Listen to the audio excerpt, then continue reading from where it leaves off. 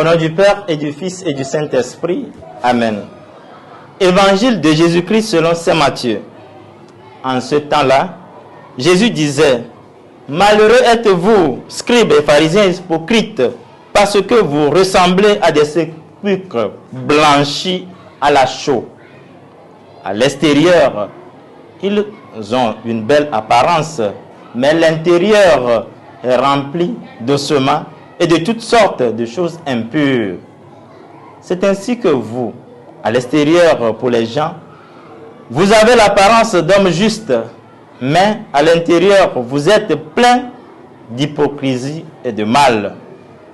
Malheureux êtes-vous, scribes et pharisiens hypocrites, parce que vous bâtissez les sépulcres des prophètes, vous décorez les tombeaux des justes, et vous dites: si nous avions vécu à l'époque de nos pères, nous n'aurions pas été leurs complices pour verser le sang des prophètes. Ainsi, vous témoignez contre vous-même. Vous êtes bien les fils de ceux qui ont assassiné les prophètes. Vous donc, mettez le comble à la mesure de vos pères. Acclamons la parole de Dieu. Louange à toi, Seigneur Jésus. Viens, esprit de sainteté, viens, esprit de lumière, viens, esprit de feu, viens nous embraser. Nous sommes au mercredi 28 août 2024 de la 21e semaine du temps ordinaire. Nous faisons mémoire de Saint Augustin. En ce mercredi, Jésus aborde les deux dernières invectives contre les pharisiens et les scribes de son temps. La 6e apostrophe emploie l'image du tombeau blanchi. Au temps de Jésus, on embellissait les tombeaux pour les rendre visibles de peur qu'on aille les toucher pour se rendre impurs.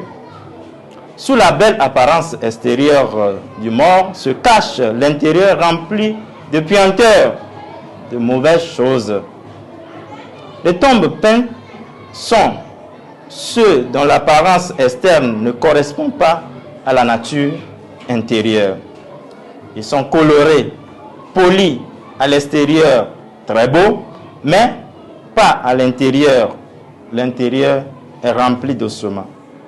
L'intérieur est en rupture avec l'extérieur. Par cette image, Jésus fustige l'écart qui existe en nous entre l'apparence et l'être intérieur, en ce que nous laissons voir dans notre vie, dans nos vies, et ce que nous cachons. Comment être vrai et authentique dans notre temps?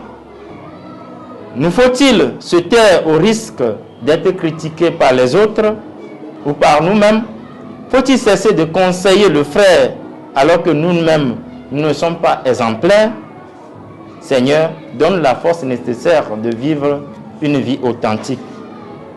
Dans le dernier reproche de Jésus contre les pharisiens qui font une gloire d'entretenir les tombeaux des prophètes, des justes, et se vantent d'être irréprochables, Jésus nous invite à ne pas accuser nos frères, de nous sentir irréprochables en jetant l'anathème aux autres, en les condamnant sans pitié.